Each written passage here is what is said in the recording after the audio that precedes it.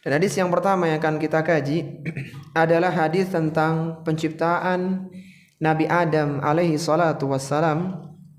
Hadis yang cukup panjang, dan melalui hadis ini kita akan mengeluarkan berbagai faidah sebanyak 10 faidah, 10 pelajaran yang bisa dikeluarkan dari hadis yang mulia ini. Kita bacakan dulu hadisnya. An Abi Hurairah radhiyallahu taala anhu qala Rasulullah sallallahu alaihi wasallam. Dari Abu Hurairah radhiyallahu taala anhu ia berkata, Rasulullah sallallahu alaihi wasallam bersabda, "Lamma khalaqallahu Adama wa nafakha fihi ruha atasa." Ketika Allah Subhanahu wa taala menciptakan Nabi Adam, Allah tiupkan ruh kepada Nabi Adam tersebut. Maka setelah itu tiba-tiba Nabi Adam bersin.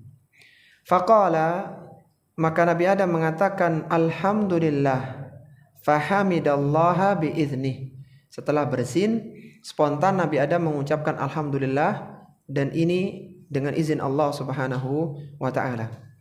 Faqala lahu rabbuhu, Allah Subhanahu wa taala berfirman setelah mendengar Nabi Adam bersin dan mengucapkan alhamdulillah, Allah mengatakan yarhamukallah, semoga Allah merahmatimu ya Adam, wahai Adam. Idhab ila ulaikal malaikati ila mala'in minhum julusin faquli assalamu alaikum. Kata Allah Subhanahu wa taala, pergilah wahai Adam kepada para malaikat yang sedang duduk, malaikat yang banyak yang sedang duduk. Faquli assalamualaikum, faqulis assalamualaikum, maka ucapkan salam kepada mereka, assalamualaikum. Qalu, maka para malaikat setelah diberikan salam, mereka menjawab wa alaikas salam wa rahmatullahi. Itu dijawab dengan wa alaikumussalam atau wa alaikas salam wa rahmatullah. Thumma raja'a ila rabbih. Kemudian Nabi Adam kembali kepada Rabbnya. Faqala inna hadhi tahiyyatuka wa tahiyyatu banika bainahum. Ini adalah penghormatan untukmu dan untuk anak keturunanmu di antara mereka. Faqala Allahu lahu wa yadahu maqbudatani. Dan Allah Subhanahu wa taala mengatakan, Allah menyebutkan bahwa Allah berfirman kepada Nabi Adam, sedangkan kedua tangan Allah Subhanahu wa taala itu maqbudatani, itu dua tangan Allah itu menggenggam. Ikhtar ayyuhuma syi'ta. Allah mengatakan, aku akan memilih, pilihlah mana dari keduanya yang engkau suka wahai Adam. Maka qala ikhtartu yamina rabbi, aku memilih tangan kanan Rabbku. Wakilta yadai rabbi yaminun mubarakah, meskipun kedua tangan Allah itu semuanya adalah tangan kanan. Thumma basataha, kemudian Allah membukanya. Fa idza fiha Adamu wa dzurriyyatuhu, dan di dalam genggaman Allah tersebut ada Adam dan anak-anak keturunannya. Faqala ay rabbi ma haula'i, wahai Rabbku, siapa mereka ini? Faqala haula'i dzurriyyatuka, ini adalah ruh anak-anak keturunanmu. Fa idza kullu insanin maktubun umruhu baina ainaihi, setiap manusia tertulis usianya di antara kedua matanya. Fa idza fihim rajulun adwa'uhum aw min adwa'ihim, di antara anak-anak Nabi Adam ada seorang laki-laki yang bercahaya, ya, dari ruh yang bercahaya dari banyak keturunan anak-anak Nabi Adam. Qala ya rabbi man hadha, kata Nabi Adam, siapa ini wahai Rabbku? Qala hadza ibnuka Dawud, itu adalah anakmu yaitu Nabi Dawud, anak keturunanmu yaitu Nabi Dawud. Qad katabtu lahu umra arba'ina sanatan, aku tetapkan Nabi Daud usianya adalah 40 tahun. Qala rabbi zidhu fi umrih. Kata Nabi Adam, ya Allah tambahkan usia dia. Tambahkan lebih dari 40 tahun. Qala dzakal ladzi katabtu lahu. Itu yang sudah aku tetapkan untuk Daud alaihi salatu wassalam. Qala ay rabbi fa inni qad ja'altu lahu min umri sittina sanah. Kalau begitu wahai Rabbku, aku berikan 60 tahun usiaku untuk Nabi Daud alaihi salatu wassalam. Qala anta wa dzaka. Kalau begitu ya, permintaanmu diterima. Jadi Nabi Adam memberikan 60 tahun usianya kepada Nabi Daud. Qala thumma uskinal jannah ma sya'allahu thumma uhbita minha. Fakana Adam ya'uddu li nafsi. Kemudian Nabi Adam tinggal di surga dalam waktu yang telah Allah tentukan, lalu diturunkan pada hari Jumat itu ke dunia bersama dengan istrinya Hawa. Fa'atahu malakul maut. Ketika di dunia maka datanglah malaikat maut. Faqala lahu Adam. Nabi Adam mengatakan, qad ajilta. Engkau terburu-buru wahai malaikat maut. Artinya mau dicabut ruhnya setelah hidup di dunia dengan sekian lama. Qad kutiba li alfu sanah. Usiaku itu 1000 tahun. Terburu-buru engkau datang menyebut ajalku. Qala bala. Kata malaikat maut, iya. Walakinnaka ja'alta libnika Dawud sittina sanah. Bukankah engkau telah memberikan 60 tahun usiamu kepada anak keturunanmu yaitu Nabi Dawud. Fajahadat durriyatuhu. Nabi Adam pun mempertahankan argumentasinya dan anak-anaknya pun juga begitu. Wa fanasiya durriyatu. Nabi Adam itu lupa kalau dulu pernah memberikan usia kepada Nabi Daud, dan demikian anak-anaknya nanti akan juga lupa. Qala, maka Nabi SAW mengatakan setelah membawakan hadis ini, fa min yaumi idzin umira bil kitabi wasyuhud. Sejak kejadian itu maka diperintahkan Nabi Adam untuk mencatat dan mendatangkan saksi. Hadis ini adalah hadis yang diriwayatkan oleh Imam At-Tirmidzi dalam sunannya nomor 3368. Lafaz ini milik Tirmidzi dan diriwayatkan oleh Al-Imam Hakim dalam Mustadraknya, Mustadrak Al-Sahihain nomor 214. Hadis ini disahihkan oleh Syekh Albani rahimahullahu taala dalam Sahihul Jami'-nya nomor 5209. Hadis ini adalah hadis yang sahih, hadis tentang bagaimana awal Nabi Adam diciptakan. Dari hadis yang mulia ini para jemaah rahimani wa rahimakumullah, terdapat 10 pelajaran yang semoga bisa kita pahami dan semakin meningkatkan keimanan dan ketakwaan kita kepada Allah Subhanahu wa taala. Pelajaran yang pertama, kejadian ketika Allah Subhanahu wa taala menciptakan Nabi Adam alaihi salatu wassalam. Kejadian ketika Allah Subhanahu wa taala menciptakan Nabi Adam alaihi salatu wassalam. Kejadian ketika Allah Subhanahu wa taala menciptakan Nabi Adam alaihi salatu wassalam. Sebagaimana disebutkan di awal hadis, lamma khalaqallahu Adam wa nafakha fihi ruha. Ketika Allah Subhanahu wa taala menciptakan Nabi Adam dan Allah meniupkan ruh kepadanya. Nabi Adam adalah makhluk yang pertama kali yang Allah ciptakan dari kalangan manusia dan diciptakan langsung dengan kedua tangan Allah Subhanahu wa taala yang mulia. Nabi Adam alaihissalatu wassalam setelah diciptakan itu, ketika diciptakan tingginya adalah 60 hasta. Jadi sangat tinggi sekali sebagaimana disebutkan oleh Nabi sallallahu alaihi wasallam, khalaqallahu Adam wa tuluhu sittuna dhira'an. Allah menciptakan Nabi Adam tingginya 60 hasta. Satu hasta itu dari ujung sini ke sini. Ini berapa senti? 30 senti lah ya. 30 kali 60. Berapa senti? 30. 30 senti kali 60. Masa 30? Berapa? 18 meter. 18 meter. Nah, itu tingginya Nabi Adam. Ya karena zaman dulu kan gak ada kendaraan ya. Jadi kalau jalan kan cepat gitu, kalau Nabi Adam kan tinggi sekali. Kalau sekarang terus menurun tingginya keturunannya. Fakullu man yadkhulul jannata ala surati Adam. Nanti orang-orang yang masuk ke surga itu seperti Nabi Adam, artinya tingginya 60 hasta. Tingginya besar orang-orang di surga itu. Falamma yazalil khalqa yanqusu hatta al-an. Dan tinggi yang seperti itu 60 hasta 18 meteran itu akan terus menurun sampai sekarang. Jadi kita sekarang rata-rata berapa? 170 ya, nggak sampai 2 meter ya. Nah, itu dulu 18 meter awalnya, terus turun gitu sampai hari ini. Ketika Allah Subhanahu wa taala menciptakan Nabi Adam, dan Nabi Adam diciptakan dari tanah ya, berbeda dengan kita diciptakan dari nutfah, bukan dari tanah. Dari saripati makanan, dari mani, dari sperma. Yang tadi disebutkan di tafsir surat An-Najm bahwa dari sperma yang sama, dari mani yang sama keluar makhluk yang beda. Ada laki-laki, ada wanita.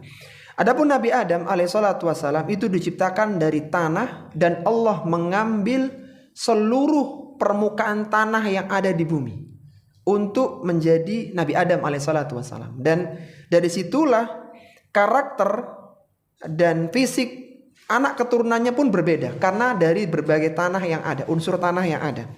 Sebagaimana disebutkan oleh Nabi SAW dalam hadis Abu Musa al-Ash'ari radhiyallahu ta'ala anhu, Rasulullah SAW bersabda, Innallaha ta'ala khalaqa Adama min qabdatin qabdaha min jami'il ardi. Allah Subhanahu wa taala menciptakan Nabi Adam dengan satu genggaman yang mencakup min jami'il ardi, dari seluruh tanah yang ada di muka bumi ini. Faja'a banu Adam ala qadril ardi, maka anak keturunannya nanti seperti kondisi tanah yang ada di bumi.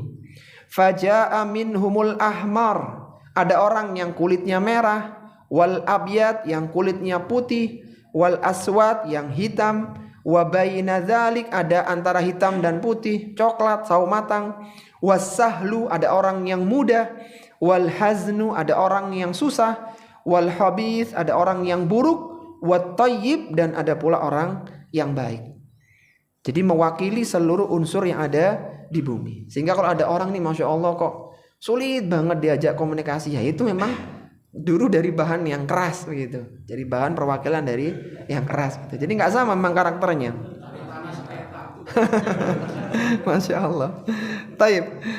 Nah dari itu ketika Allah menciptakan Nabi Adam, sudah diciptakan dengan kedua tangan Allah yang mulia, dan penciptaan Nabi Adam itu terjadi di hari Jumat. Dan Nabi Adam juga turun ke dunia di hari Jumat pula, dalam durasi waktu hari yang sama. Kalau kita melihat nas-nas dalil itu seperti itu. Ketika Allah telah menciptakan Nabi Adam, maka Allah mengusap punggungnya Nabi Adam. Di punggungnya diusap, dan dari situlah keluar ruh anak keturunannya. Ini ruhnya yang nanti akan jadi anak keturunan sampai hari kiamat. Sebagaimana diriwayatkan oleh Rasulullah sallallahu alaihi wasallam, "Lamma khalaqallahu Adam, masaha dhahrahu, fasaqata min dhahrihi kullu namasatin huwa khaliquha min dzurriyyatihi ila yaumil qiyamah." Ketika Allah telah menciptakan Nabi Adam alaihi salatu wassalam, maka Allah mengusap punggungnya Nabi Adam. Masaha dhahrahu, diusap punggungnya Nabi Adam. Kemudian dari situ fasaqata min dhuhrihi kullu namasatin huwa khaliquha min dzurriyyati ila yaumil qiyamah. Kemudian dari usapan itu turunlah, keluarlah anak-anak keturunannya sampai hari kiamat. Jadi dari punggungnya Nabi Adam alaihissalatu wassalam. Ketika ruh anak-anak Nabi Adam itu sudah keluar ketika diusap oleh Allah Subhanahu wa taala, maka mereka keluar seperti sekumpulan semut. Ruhnya banyak sekali. Dan saat itulah mereka diminta perjanjian oleh Allah Subhanahu wa taala di alam ruh masihan. Termasuk kita ada waktu itu, cuman kita lupa saja. Sebagaimana Nabi Adam juga lupa kalau memberikan usia kepada Nabi Daud alaihissalatu wassalam. Kenapa ada perjanjian ini? Supaya tidak ada hujah nanti pada hari kiamat bahwa mereka diizinkan untuk melakukan kesyirikan. Padahal mereka sudah diambil janji oleh Allah Subhanahu wa taala. Allah berfirman dalam Al-Qur'an, "Wa idz akhadha rabbuka min bani adama min duhurihim dzurriyyatahum." Ingatlah ketika Rabbmu mengeluarkan keturunan anak Adam dari tulang punggungnya yang tadi diusap oleh Allah Subhanahu wa taala. Wa ashhadahum ala anfusihim, dan Allah meminta persaksian dari mereka. Apa persaksiannya? Alastu birabbikum. Allah mengatakan kepada semua keturunan anak Adam, alastu birabbikum, bukankah aku adalah Rabb kalian? Qalu bala syahidna. Kata mereka, bala, iya ya Allah, dan kami menjadi saksinya, kami menjadi saksi. Antakula yaumal qiyamati, jangan sampai ada orang pada hari kiamat, in kunna an hadza ghafilin, mereka mengatakan sesungguhnya kami adalah orang yang lalai, kita kayaknya nggak pernah diminta persaksian. Nah, jangan sampai seperti ini. Itu sudah pernah terjadi. Bahkan dikatakan oleh sebagian mufassirin, ketika Allah Subhanahu wa taala menyebutkan dalam surat An-Nahl pada ayat yang ke-78, wallahu akhrajakum min butuni ummahatikum la ta'lamuna syai'a wa ja'ala lakumus sam'a wal absara wal af'idah la'allakum tashkurun. Kata Allah Subhanahu wa taala, dialah Allah Subhanahu wa taala yang telah mengeluarkan kalian dari rahim-rahim ibu kalian, la ta'lamuna syai'a, dalam kondisi kalian tidak tahu apa-apa. Sebagian mufassirin mengatakan bahwa yang dimaksud dengan la ta'lamuna syai'a yaitu kalian tidak tahu kapan diambilnya perjanjian itu. Kalian tidak ingat. Kan kita kan nggak ingat tuh kejadian itu kayak gimana ya. Nggak ingat begitu. Karena memang dijadikan la ta'lamuna syai'a. Meskipun ada sebagian yang menafsirkan yang lain, yaitu anak tidak tahu kebaikan dan keburukan dan yang semisal. Ada banyak penafsiran. Salah satunya adalah mereka lupa kalau dulu pernah diambil persaksian. Dan diriwayatkan pula dalam riwayat yang lainnya tentang perjanjian yang diambil oleh Allah di alam ruh, di seluruh dzurriyyah keturunan Nabi Adam. Nabi SAW bersabda, akhadallahul mithaqa min dhahri Adama bin Na'man yakni Arafah. Allah Subhanahu wa taala mengambil kesaksian dari punggung Nabi Adam di Na'man di Arafah. Kita tahu ya, Arafah itu kan miniatur kejadian di mahsyar. Sekaligus miniatur kejadian di awal penciptaan. Jadi ketika di mahsyar itu kan ya tidak ada yang tempat berteduh ya, panas dan semisalnya kan. Ketika di Arafah itu seorang wukufnya itu kan habis zuhur, terik matahari, dan ini terik matahari di sana ya, di Mekah ya, bukan di Indonesia. Jadi panas sekali sampai terbenam matahari. Nah, itu juga menggambarkan miniatur ketika dulu manusia awal diciptakan. Jadi ketika diusap, maka jatuhlah anak keturunannya dan mereka berkumpul semuanya di Na'man, yaitu di Arafah. Kemudian kata Nabi SAW, fa akhraja min sulbihi kullu dzurriyyatin dara'aha fanatharahum baina yadayhi kadzarri. Kemudian keluarlah anak keturunan Nabi Adam dari punggungnya tadi setelah diusap. Kemudian Allah menebarkan mereka di hadapannya kadzarri, seperti sekumpulan semut. Jadi pernah lihat semut putih kecil-kecil itu ya, bukan semut merah, yang putih-putih gitu, jadi kecil-kecil gitu. Nah, seperti itulah ya disebutkan dalam hadis ini. Tsumma kallamahum kibalan. Kemudian Allah mengatakan kepada seluruh keturunan Nabi Adam itu, qala alastu birabbikum, bukankah aku adalah Rabb kalian? Qalu bala syahidna. Kata mereka, iya kami menjadi saksi. Antakulu yaumal qiyamati inna kunna an hadza ghafilin. Jangan sampai ada orang yang mengatakan kami enggak tahu perjanjian itu. Au taqulu, atau mereka akan mengatakan innama asyraka abauna min qablu. Mereka tidak boleh berhujah, sesungguhnya kami anak-anak ini, anak-anak Adam ini, kami itu mengikuti orang tua kami yang melakukan kesyirikan lebih dulu. Wa kunna dzurriyyatan min ba'dim, dan kami ikut aja setelah mereka. Afatuhlikuna bima fa'alal mubtilun, apakah kami akan dibinasakan karena perbuatan yang salah dari orang tua kami dulu. Jadi jangan sampai ada hujah ini Ya kita kan misalnya kalau bahasa agak vulgarnya, anaknya orang musyrik, anaknya orang kafir, ya kita ngikut aja gitu loh. Apakah kita akan dihukum dengan seperti ini? Ini jangan sampai ada statement seperti ini. Kenapa? Kan sudah dimintain perjanjian ketika di alam ruh saat keluar dari tulang punggungnya Nabi Adam alaihi salatu wassalam. Itulah kejadian di awal-awal penciptaan Nabi Adam alaihi salatu wassalam, dan kita itu ada. Sehingga kalau antum masih ingat tadi di ayat yang kita baca di surat An-Najm, Allah mengatakan wa id antum id ansha'akum minal ardi wa id antum ajinnatum fi butuni ummatikum. Allah mengatakan di situ id ansha'akum minal ardi, yaitu Allah menciptakan kalian minal ardi. Maksudnya yang tadi kita bahas di tafsir, Allah menciptakan bapak kalian. Tapi kenapa kok ada kok bukan Allah menciptakannya tapi kalian? Karena kalian pun juga ada ketika itu di punggungnya Nabi Adam. Karena kalau Nabi Adam tidak diciptakan, kalian tidak ada. Artinya meskipun tidak diciptakan secara langsung, tetapi kalian masuk dalam proses penciptaan itu, bahkan kalian dimintai persaksian. Baik, itu pelajaran yang pertama ya, kejadian saat Nabi Adam diciptakan. Kemudian yang kedua, anjuran untuk mendoakan orang bersin yang mengucapkan hamdalah. Anjuran untuk mendoakan orang bersin yang mengucapkan hamdalah. Anjuran untuk mendoakan orang bersin yang mengucapkan hamdalah. Disebutkan dalam hadis tadi, ketika Nabi Adam telah diciptakan dan ditiupkan ruh kepada jasad Nabi Adam, maka atosa Nabi Adam itu tiba-tiba bersin. Faqala, maka spontan Nabi Adam mengatakan alhamdulillah, segala puji bagi Allah, biiznihi, dengan izinnya dia diberikan taufik untuk mengucapkan alhamdulillah.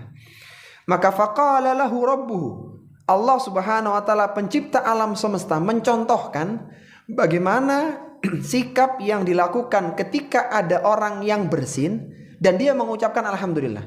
Maka Allah mengatakan yarhamukallah ya Adam, semoga Allah merahmatimu. Coba lihatlah bagaimana Allah langsung mengajarkan ketika ada orang bersin mengucapkan hamdalah itu disambut dengan ucapan yarhamukallah. Kan bisa saja Allah menurunkan ayat apabila di antara kalian bersin maka ucapkan alhamdulillah. Tidak, Allah langsung mencontohkan yarhamukallah ya Adam. Padahal Allah sendirilah yang menjadi Allah begitu. Artinya semoga Allah merahmati. Padahal ini yang mengucapkan adalah Allah subhanahu wa ta'ala. Ini menunjukkan pentingnya mengucapkan yarhamukallah. Sebagaimana kita tahu ya, ucapan ini hanya difahami oleh orang-orang ahlul ilmi. Pada zaman Imam Al-Barbahari rahimahullah ta'ala, beliau punya majelis ilmu di pagi hari kayak kita sekarang ini. Tapi muridnya ribuan, jutaan waktu itu. Dan tidak ada pengeras suara. Majelisnya Imam Al-Barbahari itu dekat dengan khalifah. Ada dekat di kantornya gubernur gitu kalau zaman kita sekarang, khalifah, raja. Di siang hari seperti ini tiba-tiba terdengar suara gemuruh. Gitu. Kemudian setelah dicari ternyata itu berasal dari majelisnya Imam Al-Barbahari. Ketika beliau mengajarkan ilmu, kemudian tiba-tiba beliau bersin, hajing, dan beliau mengucapkan alhamdulillah. Ribuan, jutaan muridnya semua mengatakan yarhamukallah. Ucapan itulah yang menggemuruh sampai didengar di telinga khalifah. Kenapa mereka seperti ini? Karena mereka tahu yang pertama kali mengajarkan yarhamukallah siapa? Allah subhanahu wa ta'ala. Ini bukan ucapan yang sederhana. Ini ucapan yang langsung ditalakikan oleh Allah kepada makhluk pertama, yaitu Nabi Adam alaihi salatu wassalam. Maka ini merupakan salah satu adab di dalam Islam. Ketika seorang bersin hendaknya mengucapkan alhamdulillah, dan bagi yang mendengarkan menjawab dengan yarhamukallah. Sebagaimana disebutkan oleh Nabi SAW, idza atasa ahadukum falyakul alhamdulillahi ala kulli hal. Ini salah satu variasi bacaan ya. Apabila salah seorang di antara kalian bersin, maka ucapkan alhamdulillah atau alhamdulillahi ala kulli hal. Wal yakul akhuhu aw sahibuhu. Hendaknya temannya atau saudaranya yang mendengar ucapan itu dia menjawab dengan yarhamukallah, semoga Allah merahmatimu. Wa yaqulu huwa Dan hendaknya dia membalas dengan yahdikumullahu wa yuslihu balakum. Semoga Allah memberikan petunjuk dan memperbaiki keadaanmu. Jadi kalau bersin mengucapkan apa?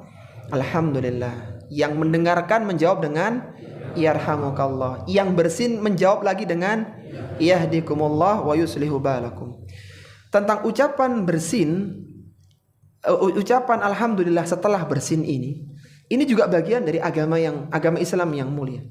Sampai-sampai dalam fikih salat yang banyak orang tidak tahu tentang masalah ini, ketika orang salat dan dia bersin, maka yang bersin itu disyariatkan mengucapkan alhamdulillah selama bersinnya tidak di tengah-tengah bacaan Al-Fatihah. Karena kalau Al-Fatihah nggak boleh, karena nanti ada tambahan alhamdulillah, seolah-olah ada ayat baru begitu, itu nggak boleh. Selain itu maka dia disyariatkan mengucapkan alhamdulillah. Ada hadis yang cukup panjang ya. Hadis yang menyebutkan ada seorang yang bersin, kemudian dia mengucapkan alhamdulillah, lalu temannya mengatakan yarhamukallah, kemudian dilihat sama yang lainnya, dan setelah selesai sholat Rasulullah tanya, siapa tadi yang bersin? Para ketakutan. Akhirnya tanya lagi, nggak ada apa-apa, cuman pengen tahu saja siapa tadi yang bersin dan mengucapkan alhamdulillah. Kata orang ini, ana ya Rasulullah, aku ya Rasulullah. Kata Nabi, ucapan alhamdulillahmu tadi ketika sholat itu diangkat ke langit oleh 12 orang malaikat. Ucapan itu, ucapan alhamdulillah setelah bersin adalah ucapan yang utama. Jadi biasakan ketika bersin mengucapkan alhamdulillah, dan kalau ada yang mengucapkan demikian maka kita mengucapkan yarhamukallah. Jadi semoga setelah ini saat ada yang bersin semuanya kompak mengucapkan yarhamukallah saat dia mengucapkan alhamdulillah. Taib, ini salah satu bagian dari adab Islam yang mulia. Kemudian yang ketiga, anjuran untuk melebihkan dalam menjawab salam. Anjuran untuk melebihkan dalam menjawab salam. Anjuran untuk melebihkan dalam menjawab salam. Disebutkan dalam hadis tadi, yaitu Nabi Adam alaihissalatu wassalam, Allah mengatakan, ya Adam idhab ila ulaikal malaikah ila mala'in minhum julusin ila mala'in minhum julusin. Wahai Adam, pergilah di sekelompok malaikat yang sedang duduk. Faqulis salamu alaikum, kemudian ucapkan assalamu alaikum. Qalu, para malaikat menjawab, wa alaikassalam wa rahmatullah. Disebutkan tadi thumma raja ila rabbi, kemudian Nabi Adam kembali kepada Allah. Kemudian disebutkan oleh Allah, inna hadhihi tahiyyatuka, ini adalah penghormatan untukmu, wa tahiyyatu banika bainahum, dan penghormatan untuk anak keturunanmu. Maka dari sini kita bisa mengambil faidah bahwa Allah memerintahkan untuk kaum muslimin agar memberikan salam dan memberikan jawaban tambahan. Allah berfirman dalam Al-Quran di surat An-Nisa di ayat yang ke-86, wa idza huyyitum bi tahiyyatin fahayyu bi ahsana minha aw rudduha. Apabila kalian diberikan salam penghormatan, maka yang pertama, fahayyu bi ahsana minha, jawab dengan yang lebih baik, aw rudduha, atau minimal yang sama. Innallaha kana ala kulli syai'in hasiba, sesungguhnya Allah itu menghitung segala sesuatu. Artinya orang yang salamnya sama tidak sama dengan yang dilebihkan.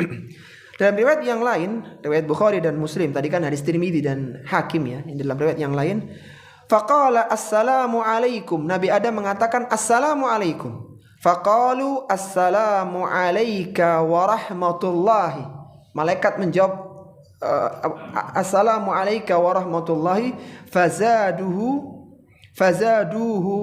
wa rahmatullahi, dan malaikat ada tambahan wa rahmatullah. Artinya begini para jemaah rahimani wa rahimakumullah, terutama bagi para talabatul ilmi, antum jangan pelit dengan salam. Salam itu adalah penghormatan yang diajarkan oleh Allah kepada Nabi Adam dan untuk kita semuanya. Bahkan salam inilah yang akan menjadikan seorang itu saling menyayangi, itu dengan menyebarkan salam.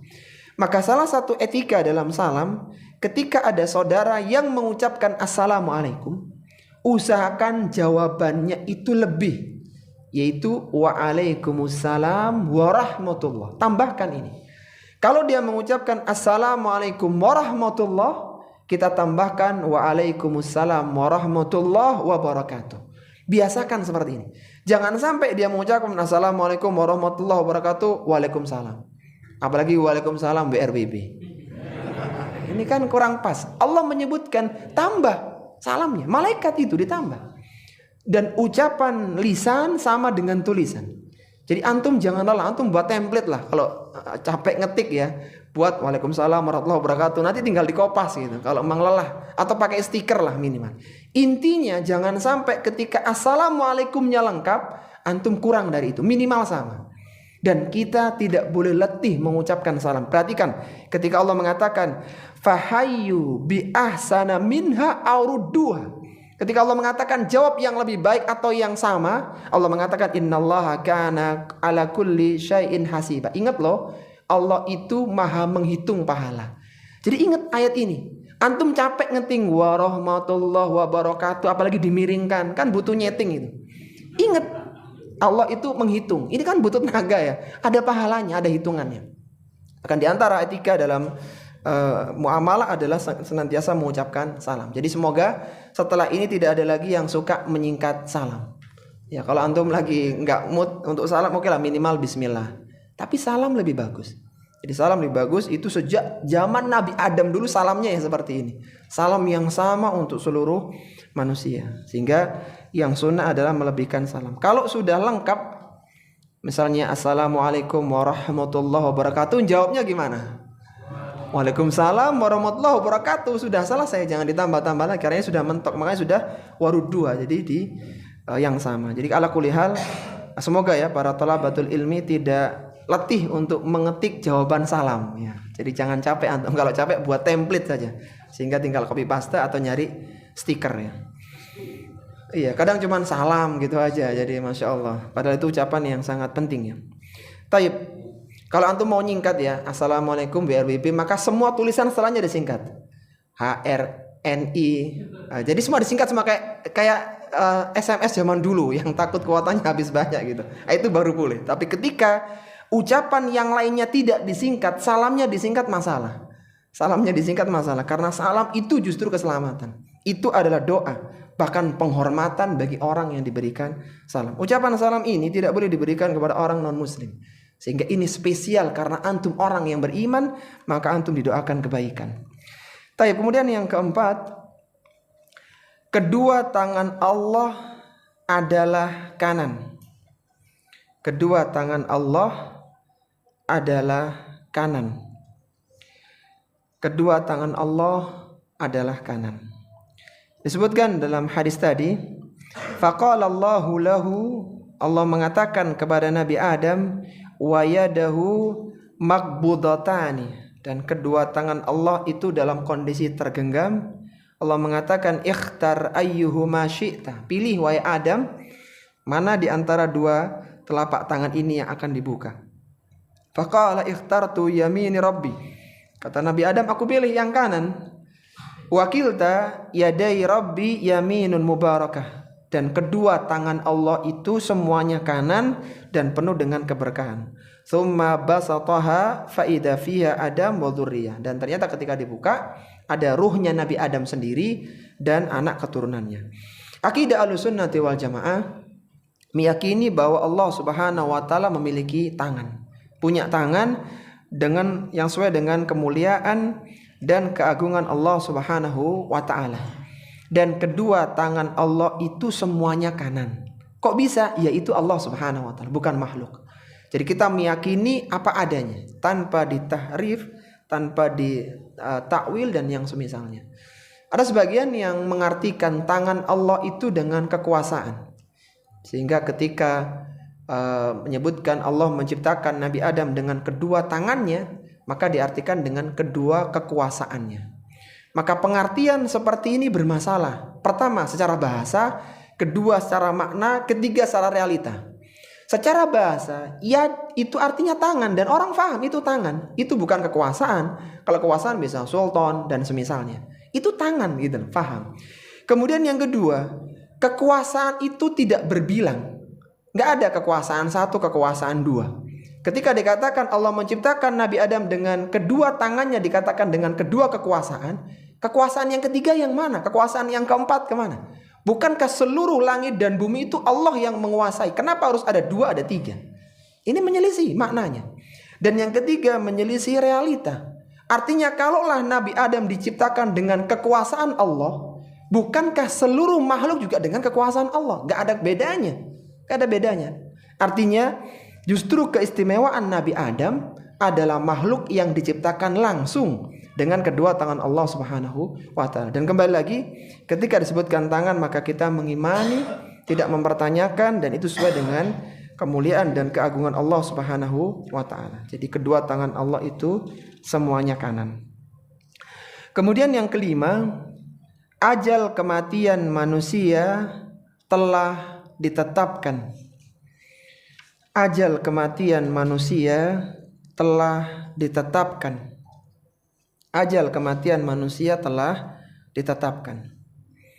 Ketika Allah Subhanahu wa ta'ala menyebutkan bahwa ruh anak keturunan Nabi Adam tadi keluar seperti semut dan diambil persaksian, maka Allah mengatakan, "Ai Rabbi," ketika Nabi Adam bertanya, "Ai Rabbi, maha ulai, siapa mereka ini?" Maka Allah mengatakan, "Haulai dzurriyyatuka," ini semua adalah anak keturunanmu. Setelah mengatakan itu, Allah kembali menegaskan, "Fa idza kullu insanin," setiap manusia dari ruh-ruh tadi itu, "maktubun umruhu baina ainaihi," umurnya telah tertulis di antara kedua matanya. Artinya melekat usia dia tidak akan lebih dari apa yang sudah ditetapkan. Ketika ajal kematiannya datang, maka tidak bisa dimajukan dan dimundurkan meskipun sesaat. Dia akan mati pada saatnya. Sebagaimana Allah berfirman, "Likulli ummatin ajal." Setiap umat ada ajalnya. "Idza jaa ajaluhum fala yastakhiruna sa'atan wala yastaqdimun." Ketika datang ajal kematiannya, maka tidak bisa diundurkan meskipun sesaat dan tidak dimajukan. Karena tadi umur itu di mana? Dituliskan tadi. Meskipun kita nggak kelihatan ya. Di antara kedua mata. Maka kematian itu ya seperti itu. Bersembunyi dimanapun kematian ada dekat dia. Di antara kedua matanya. Sebagaimana Allah berfirman, "Aynama takunu yudrikumul maut."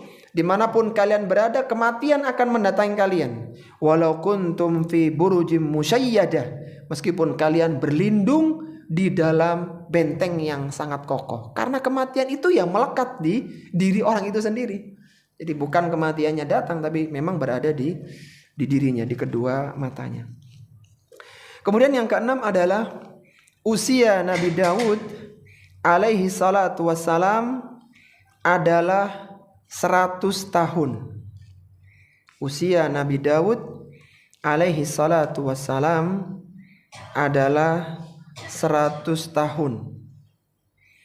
Usia Nabi Daud alaihi salatu wassalam adalah 100 tahun. Nabi Daud adalah salah satu nabi di kalangan Bani Israel. Nabi Daud adalah bapaknya Nabi Sulaiman. Nabi Daud adalah nabi yang mencukupi kebutuhan keluarganya dengan tangannya. Jadi Nabi Daud itu tangannya punya kelebihan bisa melunakkan besi. Jadi besi kalau di tangan Nabi Daud seperti anak kecil bermain malam gitu. Bisa dipekuk-pekuk sekehendaknya. Nabi Daud alaihissalatu wassalam. Dan Nabi Daud ini punya istri 100 orang, Nabi Sulaiman ya, 100 orang istri dan 200 selir. Nabi Daud juga punya istri yang banyak. 100 orang, sekitar 100 orang istri Nabi Daud alaihissalatu wassalam.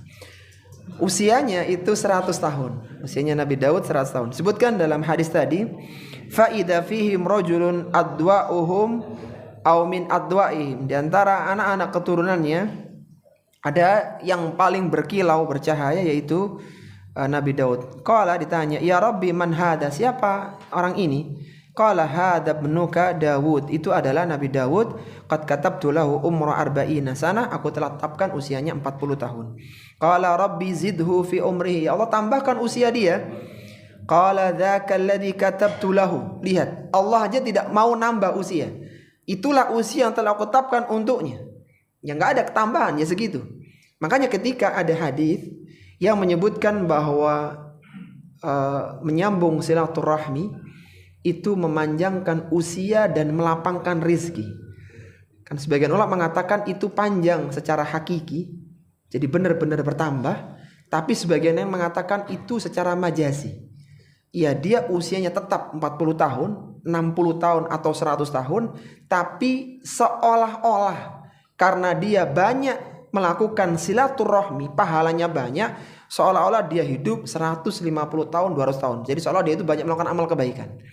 Kenapa? Karena banyak dalil yang menyebutkan usia tidak bisa bertambah. Buktinya ini. Ketika Nabi Adam mengatakan, "Ya Rabbi zidhu," tambahkan usia dia. Ini Allah ya yang bisa menambah sekehendaknya. Ini Allah gitu loh. Nggak perlu lagi minta pertimbangan siapapun. Allah berhak memberikan usia berapapun. Tapi Allah mengatakan, "Dzakalladzi katabtu lahu." Itu yang sudah aku tetapkan untuknya. Ini siapa yang mengatakan? Allah Subhanahu wa ta'ala. Allah tidak menambahkan. Sampai Nabi Adam mengatakan, "Ai Rabbi fa inni qad ja'altu lahu min umri sittina sana." Kalau begitu aku berikan 60 tahun usiaku. Ini baru Allah mengatakan anta wa dzaka. Oke, kalau begitu diterima permintaanmu. 60 tahun dipindahkan ke Nabi Adam. Kalau kita perhatikan ikhwati fillah rahimani wa rahimakumullah, kan tidak sulit bagi Allah. Nabi Adam tetap 1000 tahun, Nabi Daud 100 tahun, kan gak sulit, gak rugi bagi Allah Subhanahu wa ta'ala. Tapi itulah urusan umur sampai seperti itu. Tidak bisa dengan mudah ditambahkan. Ini sudah Allah tetapkan, tidak bisa dimajukan dan tidak bisa dimundurkan. Karena umur itu modal. Ketika ditambah maka dia berpeluang untuk melakukan kebaikan. Dan demikian seterusnya. Sehingga umur itu sesuatu yang sangat berharga bagi manusia. Nabi Daud alaihissalatu wassalam ini termasuk umat yang terakhir ya, masuk umat yang terakhir, sehingga usianya relatif tidak terlalu panjang. Beda dengan Nabi Nuh itu yang 950 tahun dan demikian nabi-nabi yang lainnya. Adapun Nabi Daud termasuk yang usianya usia-usia yang pendek secara usia. Dikatakan oleh Rasulullah sallallahu alaihi wasallam, "Faqala ya Rabbi man hadha?" Siapa orang ini? "Hadha ibnuka Daud yakunu fi akhiril umam." Yang akan hidup di akhir umat ini. Maksudnya termasuk golongan umat-umat akhir zaman gitu. Nabi Daud alaihissalatu wassalam. "Kam ja'alta lahu minal umri," kata Nabi Adam. "Engkau memberikan berapa usia kepada Nabi Daud ya Allah?" Qala sittina sanah. Dalam riwayat ini disebutkan 60 tahun. Kalau tadi dikatakan berapa? 40 tahun. Jadi antara 60 40. Qala rabbi zidhu min umri arba'ina sanah. Karena statnya itu 60, Nabi Adam hanya memberikan 40. Kalau yang tadi riwayatnya Nabi Daud punya usia 40 ditambahkan 60. Nah, sekitar itulah. Hatta yakuna umruhu mi'ata sanah. Sampai total usianya Nabi Daud pokoknya 100 tahun. Jadi seolah-olah begini, berapa usianya 40 tak tambah 60.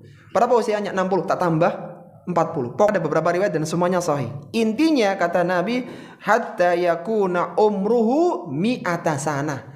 Sampai usianya Nabi Daud totalnya adalah 100 tahun. Faqala azza wa jalla idzan yuktab wa yukhtam fala yubaddal. Maka kalau begitu sudah ditulis, ditetapkan dan usia ini tidak akan berubah. Sudah 100 tahun untuk Nabi Daud. Taib. Jadi kalau ditanya usianya Nabi Daud berapa? 100. Awal usianya berapa? 40. Ada yang mengatakan 40, ada yang mengatakan 60. Intinya totalnya 100 tahun. Nah itu yang paling penting. Jadi intinya berapa gitu ya. Baik, kemudian yang ketujuh, Nabi Adam alaihi salatu wassalam diturunkan dari surga. Nabi Adam alaihi salatu wassalam diturunkan dari surga. Nabi Adam alaihi salatu wassalam diturunkan dari surga. Disebutkan dalam hadis, qala thumma uskinal jannah ma syaa Allah thumma uhbita minha. Nabi Adam ditempatkan di surga lalu diturunkan dari surga. Awalnya Nabi Adam alaihi salatu wassalam bersama istrinya berada di dalam surga. Dan para ulama khilaf ya tentang surganya Nabi Adam. Apakah itu surga yang akan ditempati oleh manusia nanti pada hari kiamat, ataukah surga itu hanyalah tempat di bumi yang indah? Kan ada tempat-tempat yang indah, tempat wisata, beda dengan tempat-tempat yang kering, tandus gitu. Nah, Nabi Adam itu di bumi sebenarnya, tapi tempat yang indah itu surga. Dari banyak argumentasi yang disampaikan oleh para ulama ya, dengan menggabungkan banyak dalil, pendapat yang benar dan yang kuat insya Allah bahwa Nabi Adam benar-benar di surga yang akan dimasuki oleh manusia pada hari kiamat. Jadi surga yang hakiki. Kenapa? Yang pertama, karena lafaz uhbito, turun atau nazala itu turun dari atas ke bawah. Adapun kalau sama-sama di bumi bukan turun, namanya cuman bergeser dari puncak ke lembah gitu, bergeser, nggak turun ya, meskipun turun tapi kan di tempat yang sama. Ketika turun benar-benar berpindah begitu. Itu menyelisih nas-nas dalil. Kemudian yang kedua, kalaulah memang posisinya sudah di dunia, nah kenapa harus dipindahkan? Kan tinggal disuruh aja, jangan di sini wahai Adam, sana pindah ke tempat yang tandus, kan nggak begitu. Benar-benar mereka kondisinya berbeda. Bahkan awalnya Nabi Adam itu tidak malu setelah makan syajaratul khuldi, maka beliau terbuka auratnya. Jadi kondisinya memang berubah begitu. Intinya bahwa surganya Nabi Adam itu adalah surga yang akan ditempati oleh manusia pada hari kiamat. Dan dikuatkan dengan hadis, dalam hadis yang sahih, Nabi Musa alaihissalatu wassalam pernah bertanya kepada Nabi Adam, wahai Nabi Adam, kenapa engkau mengeluarkan kita dari surga Allah subhanahu wa ta'ala? Kemudian Nabi Adam mengatakan, apakah engkau akan menyelisih sesuatu yang telah Allah tetapkan 50.000 tahun sebelum mencipta langit dan bumi? Artinya, kalaulah surganya itu ya di dunia ini, maka Nabi Musa nggak mempermasalahkan. Ya samalah 11-12 lah antara di puncak dengan tempat yang lain gitu loh. Tapi ketika ini signifikan sekali, di surga makan tidak bisa habis, nyaman dan demikian seterusnya, sedangkan di dunia penuh dengan ujian, ini berbeda jauh. Jadi seolah-olah, kenapa engkau menjadikan kita keluar seperti ini dari surga? Nabi Adam menjawab dengan takdir, apakah engkau mengingkari takdir yang telah Allah tetapkan 50.000 tahun sebelum menciptakan langit dan bumi? Semua di dalam skenario yang Allah tetapkan, dan itu dengan penuh hikmah yang sangat luar biasa. Taib, Nabi Adam awalnya tinggal di surga bersama istrinya, kemudian iblis itu menggoda sampai menjadikan Nabi Adam dan istrinya diturunkan ke surga. Iblis ini dulu asalnya makhluk yang taat. Iblis dulu menjadi panglima yang menghancurkan makhluk-makhluk yang berbuat kerusakan di bumi. Jadi ada makhluk lain sebelum Nabi Adam diciptakan, dan iblis itu yang bagian mengeksekusi ketika mereka melakukan kesalahan. Itu iblis, makhluk yang sangat taat. Kemudian sampai ketika diperintahkan untuk bersujud, maka iblis merasa tinggi karena dia bukan makhluk sembarangan. Dia ciptakan dari api, sedangkan ini ada makhluk yang diciptakan dari tanah. Dia diciptakan lebih dulu, sedangkan ini ada orang belakangan, dan disuruh semua makhluk untuk memberikan penghormatan, sujud penghormatan. Maka iblis mengatakan, ketika ditanya kenapa engkau tidak mau sujud wahai iblis, kata iblis, khalaqtani min nar wa khalaqtahu min tin. Ya Allah, engkau ciptakan aku dari api, sedangkan dia hanya dari tanah. Dosa kesombongan inilah yang menjadikan iblis terlaknat, terkutuk. Demikian pula dosa pembunuhan yang pertama kali terjadi di bumi, yaitu pembunuhan antara Habil yang membunuh Qabil. Jadi kesombongan, hati-hati. Itu yang menjadikan. Jadi iblis itu bukan masalah apa-apa, tapi masalah sombong saja. Dia merasa lebih mulia daripada Adam. Tapi ya itu semuanya dengan hikmah Allah Subhanahu wa taala. Disebutkan oleh Allah dalam Al-Qur'an, wa qulna ya Adamu uskun anta wa zaujukal jannah. Wahai Adam, tinggallah engkau dengan istrimu di surga. Wa kula minha ragadan haitsu syi'tuma. Silakan makan apapun yang engkau kehendaki, wala taqraba hadhihi syajarah.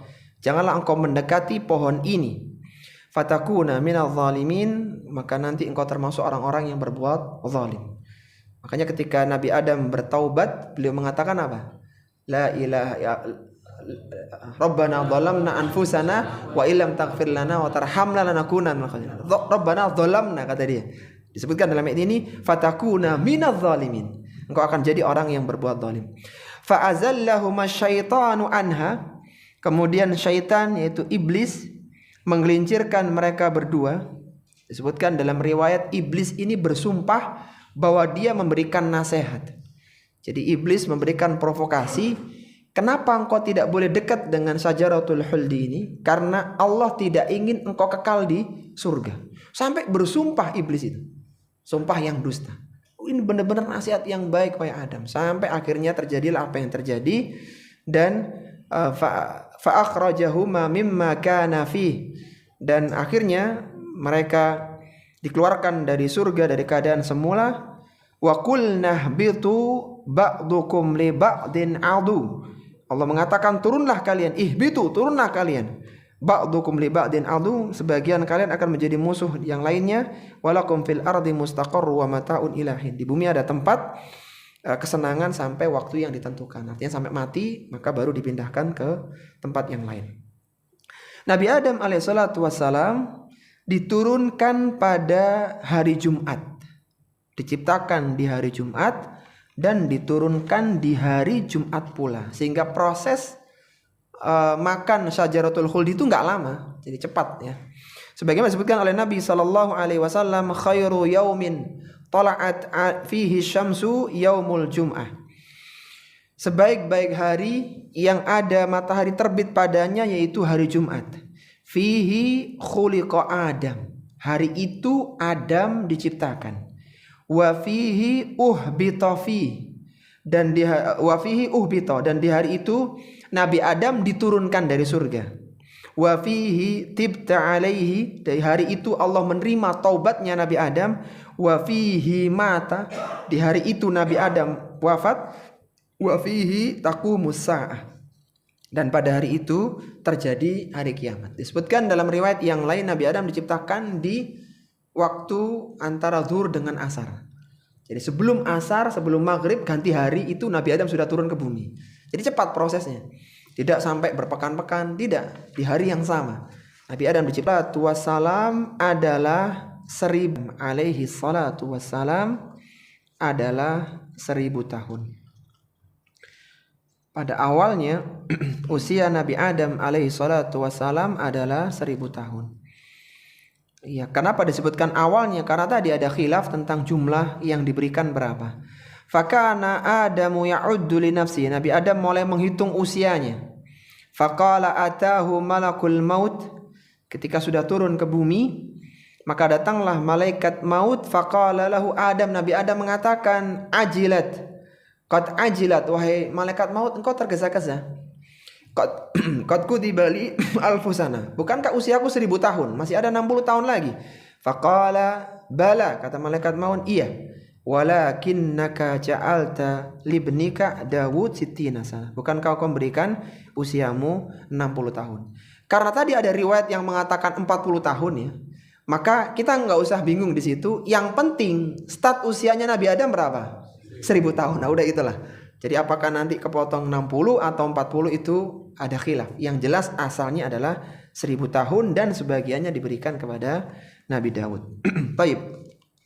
Kemudian yang ke-9, tabiat asal manusia adalah suka lupa, adalah suka mengingkari dan pelupa. Tabiat asal manusia adalah suka mengingkari dan pelupa. Tabiat asal manusia adalah suka mengingkari dan pelupa. Disebutkan dalam hadis tadi, fajahadat dzurriyyatu. Nabi Adam ini mengingkari, merasa enggak merasa kok gitu. Jadi ada pengingkaran, fajahadat dzurriyyatahu. Maka fajahadat dzurriyyatu, maka anak-anaknya pun juga akhirnya suka mengingkari begitu. Wa nasiya, Nabi Adam pun lupa, fanasiyat dzurriyyatuhu, maka anak keturunannya pun juga lupa. Karena tabiat manusia itu suka mengingkari dan pelupa, maka Allah memaafkan ketika benar-benar lupa. Ketika benar-benar lupa, maka Allah maafkan. Sebagaimana disebutkan dalam hadis, innallaha wada'a an ummati al-khata' wan nisyan wa mastukrihu alaihi. Sesungguhnya Allah memaafkan perbuatan umatku yang disebabkan karena salah, karena lupa atau karena dipaksa. Jadi misalnya seorang ini sholat, dia benar-benar lupa. Ini soalnya 4 rakaat atau 3 rakaat. Maka ketika benar-benar lupa, maka itu dimaafkan oleh Allah. Cukup dia ambil mana yang yakin, yaitu yang 3, kemudian ditambahkan. Sudah, kemudian susawi. Intinya ini tidak menjadikan sholatnya rusak gitu. Kalau seandainya seperti ini menjadikan rusak, maka dia harus ngulang sholat lagi. Tapi Allah memaafkan dengan menyempurnakannya dengan melakukan susawi. Dan ini sebagai kaidah ikhwati fillah. Misalnya orang sudah usianya sepuh ya, kadang ingat kadang enggak. Jadi ketika bacaan sholatnya lupa, enggak apa-apa. Ya, dia berusaha mengingat ya semampunya begitu, semampunya. Karena memang tabiat manusia itu lupa dan suka mengingkari. Tapi nggak boleh pura-pura lupa ya. Jadi dia tahu kemudian ketika tagih kayaknya nggak pernah utang deh sama antum gitu. Yang pura-pura lupa ya. Yang terakhir ya, yang ke-10, anjuran untuk mencatat dan mendatangkan saksi. Anjuran untuk mencatat dan mendatangkan saksi. Anjuran untuk mencatat dan mendatangkan saksi. Faidah yang terakhir ini terambil dari akhir hadis Rasulullah sallallahu alaihi wasallam bersabda, "Famin yaumi idzin," maka sejak saat itu umira bil kitabi wasyuhud. Setelah itu maka Adam diperintahkan untuk mencatat perjanjian dan mendatangkan saksi. Kenapa ya? Karena dia punya sifat pelupa. Oleh karena itu, jika seorang muslim bermuamalah ya, terutama muamalah yang tidak tunai, tidak langsung selesai, maka disyariatkan atau dianjurkan untuk mencatat. Misalnya seorang ini jual beli kredit, angsuran pertama berapa ditulis, angsuran kedua berapa ditulis, atau misalnya sewa menyewa, jadi kontrakan gitu, ketika bayar ditulis, dicatat begitu, sehingga ada buktinya untuk ditunjukkan sudah bayar atau belum. Atau misalnya hutang piutang, misalnya seorang pinjam 1 juta, cicilan pertama berapa ditulis. Bukan berarti tapi inilah yang disyariatkan dalam Islam. Famin yaumi idzin umira bil kitabi wasyuhud. Maka setelah kejadian itu diperintahkan untuk mencatat dan menulis. Dan ini untuk antisipasi ketika lupa maka masih bisa diingat ya. Sebagaimana Allah berfirman tentang hutang ya. Ayat tentang hutang itu ada di surat Al-Baqarah. Dan ini adalah ayat terpanjang di dalam Al-Quran. Ayat terpanjang surat Al-Baqarah ayat 282. Ayat tentang hutang. Allah berfirman, Ya ayyuhalladzina amanu idza tadayantum bidainin ila ajalin musamma faktubuh. Wahai orang-orang yang beriman, ketika kalian bermuamalah dengan non tunai, jadi tidak langsung selesai, maka faktubuhu, maka hendaknya ditulis. Wal yaktub bainakum katibun bil adl, maka hendaknya seorang penulis di antara kalian menuliskan dengan jujur, asli apa adanya. Ditulis, catat. Wala ya'ba katibun ay yaktuba kama 'allamahu Allah, falyaktub wal yumlil alladhi 'alaihi al-haqqu wal yattaqillaha rabbah. Jadi hendaknya orang yang berhutang dan janganlah penulis menuliskan sebagaimana Allah mengajarkannya. Hendaknya orang yang berhutang mendiktekan, menyebutkan apa yang ditulisnya, itu disebutkan berapa hutangnya totalnya. Dan hendaknya dia bertakwa kepada Allah, janganlah dia mengurangi sedikit pun dari hutangnya. Jadi tulis hutangnya 1 juta, 10 juta ditulis. Ini dipinjamkan di tanggal sekian, bulan sekian dan demikian. Kemudian kata Allah, wala yabkhas minhu syai'a fa in kana alladhi 'alaihi al-haqqu safihan aw dha'ifan aw la yastati'u an yumilla huwa falyumlil waliyuhu bil 'adl. Kalaulah orang yang menulis itu adalah orang yang lemah ya, maka hendaknya didatangkan wali yang jujur. Wal yashhadu wastashhidu syahidaini mir rijalikum, bahkan didatangkan 2 orang saksi. 2 orang saksi dalam jual beli yang tidak tunai ini atau utang piutang. Kemudian fa illam yakuna rajulaini farajulun wa imra'atani mimman tardawna minasyuhada an tadilla ihdahuma fatudzakkira ihdahuma al-ukhra.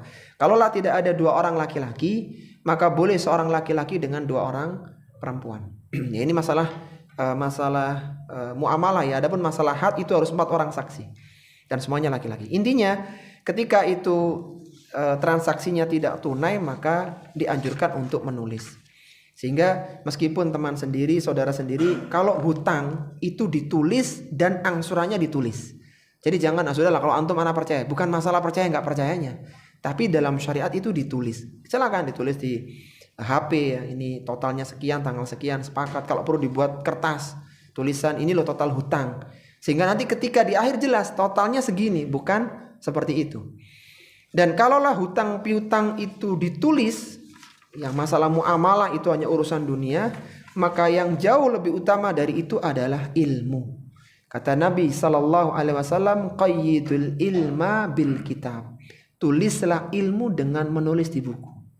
Jadi para ulama dulu amunisi ketika seorang pelajar dalam belajar adalah dengan ditulis. Sehingga aib ketika pelajar itu nggak bawa pena. Kalau sekarang udah canggih ya, kita ada laptop. Jadi ketika ya download ya. Tapi beda ya, ketika ini kan ditulis sehingga kadang ingat gitu loh poin-poinnya. Hanya sengaja kita diktikan poin-poinnya supaya antum tahu, oh ada 10 pelajaran. Beda dengan hanya membaca. Jadi kalau dalam pendidikan ada namanya Kun of Learning. Punya Edgar Dale ya. Jadi kerucut pembelajaran. Ketika seorang hanya melihat, hanya mendengar, itu serapannya itu pendek. Hanya sekitar 20-30%. Tapi ketika dia menulis, bertanya, apalagi praktek, itu lebih banyak. 90% ilmu itu masuk. Ingat dia, oh dulu pernah menulis, dan seterusnya. Jadi biasakan menulis meskipun itu poin-poin yang penting saja.